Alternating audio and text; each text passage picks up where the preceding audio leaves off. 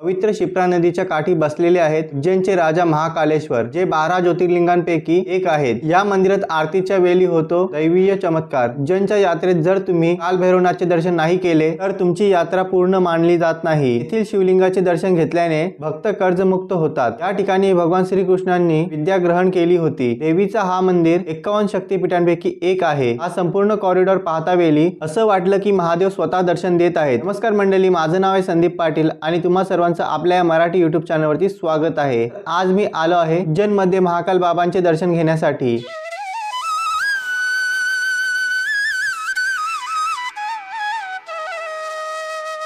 या ठिकाणी आल्यानंतर आता पहिला मी महाकालेश्वर मंदिरामध्ये दर्शन घेण्यासाठी चाललो आहे। या मंदिरात दोन प्रकारचे दर्शन होतात, पहिला सामान्य दर्शन व दुसरा शीघ्र दर्शन। शीघ्र दर्शन घेण्यासाठी तुम्हाला 250 रुपये द्यावे लागतात। ज्यावेळी मी या ठिकाणी आलो होतो तेव्हा ते भाविकांची जास्त गर्दी नव्हती, म्हणून मी सामान्य लाईन मधून दर्शन घेतले, जे मला 40 मिनिटात झाले। महाकाल बाबांचे हे मंदिर 12 ज्योतिर्लिंगांपैकी एक आहे आणि या मंदिरात महाकाल बाबांचे खूपच सुंदर दर्शन होते।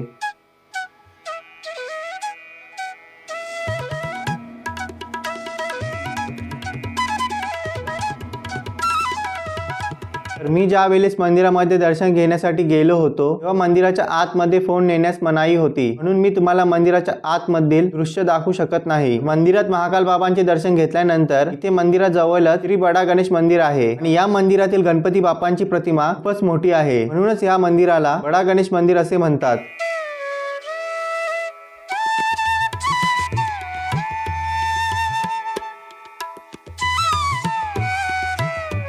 आता मी उज्जैनच्या बाकी मंदिरामध्ये दर्शन घेण्यासाठी ते रिक्षा केलेली आहे आणि आता मी सर्वात पहिला श्री ऋणमुक्तेश्वर महादेव मंदिरामध्ये आलो आहे। ते असे सांगितले जाते की सतयुगात राजा हरिश्चंद्रने ऋणमुक्तेश्वर महादेवांची पूजा केली होती, त्यानंतर त्यांना कर्जापासून मुक्ती भेटली होती। त्याचमुळे भाविक त्यांच्या कर्जापासून मुक्त होण्यासाठी ते ऋणमुक्तेश्वर महादेवांची पूजा करण्यासाठी इथे येत असतात।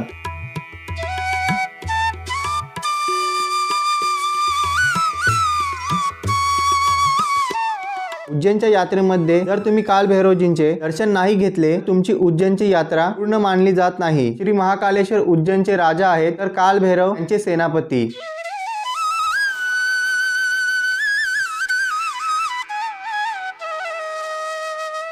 या मंदिरात नेहमी भाविकांची भरपूर गर्दी असते। ते दर्शन घेतल्यानंतर आता मी महर्षी सांदीपनी आश्रम मध्ये आलो आहे। इथे भगवान श्रीकृष्णांनी 64 विद्यांची शिक्षा घेतली होती। या ठिकाणी भगवान श्रीकृष्णांची पाठशाला आहे। ते भगवान श्रीकृष्ण, बलराम आणि सुदामा यांनी गुरु सांदीपनी यांच्याकडून शिक्षा ग्रहण केली होती आणि आता जे तुम्ही चित्र पाहत आहात त्यामध्ये श्रीकृष्णांनी प्राप्त केलेल्या 64 कलांना दाखवलेल्या आहे।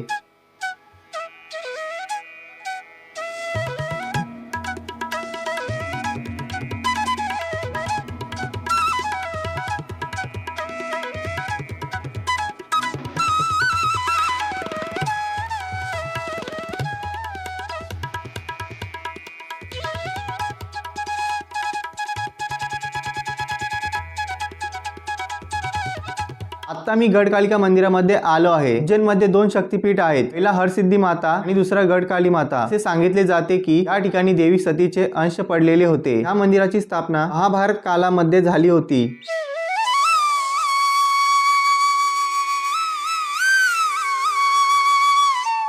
या मंदिरात दर्शन घेऊन आता मी उज्जैनच्या दुसऱ्या शक्तिपीठामध्ये आलो आहे आणि हे मंदिर श्री हरसिद्धी माताचे आहे। हा मंदिर 51 शक्तिपीठांपैकी एक असून या मंदिरात संध्याकाळी देवीची भव्य आरती होते।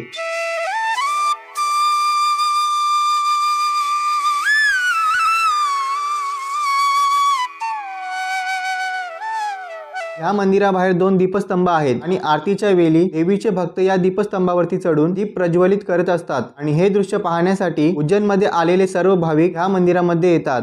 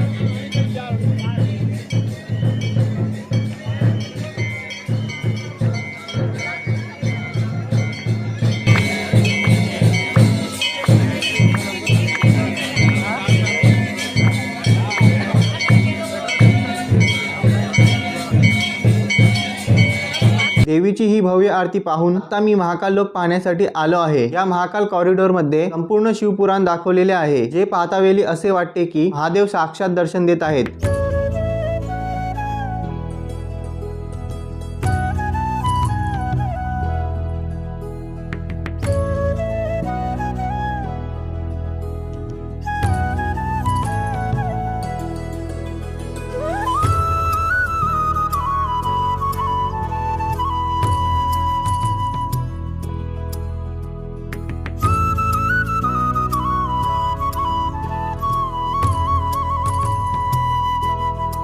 हा संपूर्ण कॉरिडॉर पाहण्यासाठी मला 1 तास लागला आणि रात्रीच्या वेळी लाईट चालू झाल्यानंतर हा कॉरिडॉर आणखी सुंदर दिसतो।